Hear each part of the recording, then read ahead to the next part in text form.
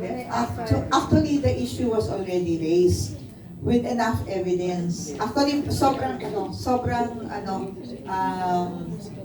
complete yung evidences, and that has been going on for years na.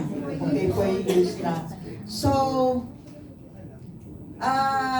we're just waiting for yung results ng investigation nila. Like I said earlier, they are actually investigating it. For years. Yung Marina. But everything has already been submitted. Very complete. Very complete.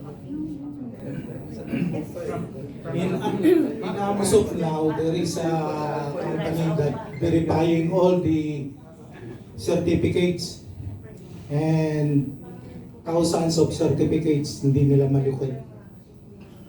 Wala sa system. Ibig sabihin, ano na yan? Fake.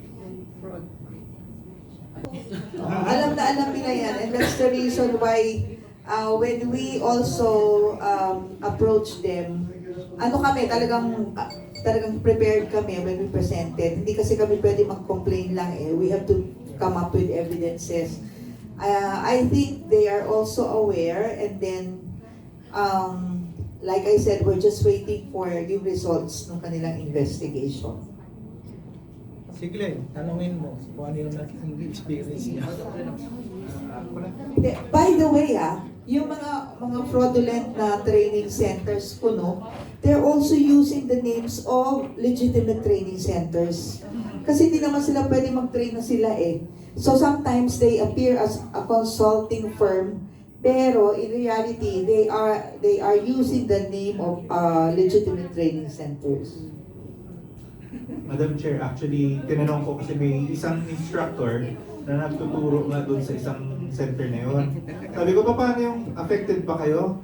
Sabi ng is, di naman, marami pa rin students kasi ilan lang naman yung manning agency, maliliit lang na manning agency yung bawal daw. So sabi ko, okay, so punuan pa rin. So yun yung sabi nila. Sabi niya na hindi naman daw sila affected dahil konti lang yung mga manning agency na hindi tinatanggap yung training certificate nila.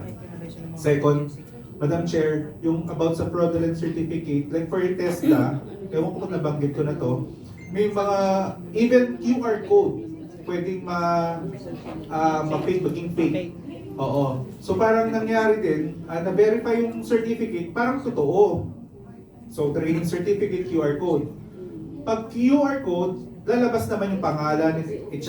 Yung same website. Pero yun pala, parang picture lang yun.